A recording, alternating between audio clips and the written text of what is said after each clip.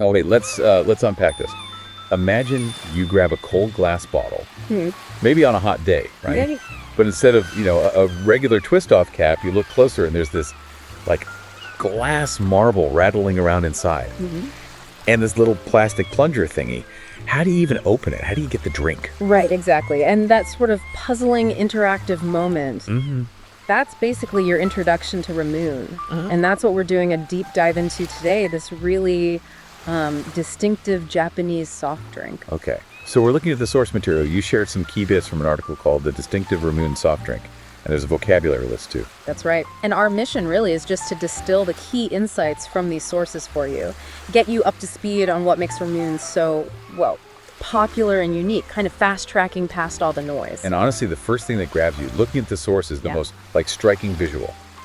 It is that unusual bottle. Cod neck bottle, yeah. With the marble stopper, you actually have to push down. Yeah. It's not just packaging. It feels like part of the whole experience. Right. Right from the get-go. Absolutely. And what's really fascinating, I think, is how something that's, well, essentially just carbonated lemonade. Which the sources confirm, right? Lemon-lime flavor, basically. Pretty much, yeah. How that becomes so much more than just, a drink. The design is obviously key, but the sources really point to its deep connection with specific cultural moments, too. Oh, okay. So it's not just about the taste or the fizz, then. The article really links it to summertime and festivals in Japan. Precisely. It's often drunk at Matsuri, those traditional festivals, so it builds up this really strong sense of nostalgia, associations. Right. And that unique opening thing, that little pop the marble makes when you push it down, it becomes part of that whole festive, kind of playful atmosphere the sources describe.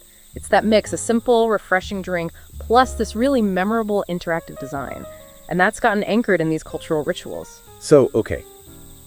The playful mechanism, right? Plus those cultural links, the nostalgia being part of summer memories. Yeah. That's what gives it its lasting appeal, makes it so beloved. Exactly right. It's a great example of how the whole experience around consuming something shaped by design and tradition can really elevate an everyday item. And even though it's so unique and tied to memories, the sources also point out it's actually widely available. It's mass-produced. Right. It's not some, super rare artisanal thing you have to hunt down. No.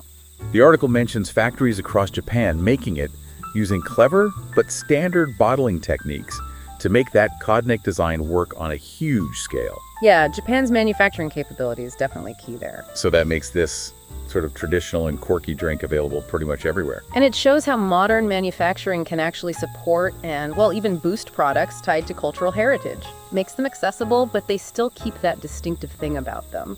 I mean, the engineering just to reliably seal carbonation with a marble and then make millions of them. That's pretty interesting in itself.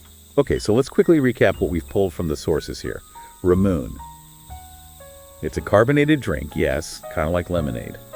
But its huge popularity really comes from that signature glass bottle with the marble you have to push down. That playful, interactive design. Right, the opening ritual. And that mechanism and the drink itself are really strongly linked to Japanese summer, festivals, nostalgia.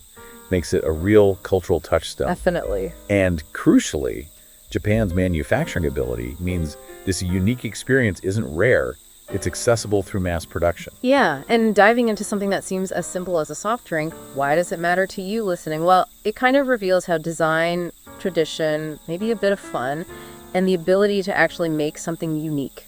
How all that can turn an everyday object into something really significant, really beloved. It's like a small window, isn't it? Gives you a surprising look into cultural connections and, ingenuity. Exactly, a small lens on a bigger picture. And this really makes you think, doesn't it? It raises a kind of important question for you to maybe mull over. What other common objects out there, things you might use every day without even thinking, have a hidden history, or a surprising design story, or a cultural connection that makes them way more special than they seem? Yeah, something to maybe keep in mind next time you pick up just any everyday item.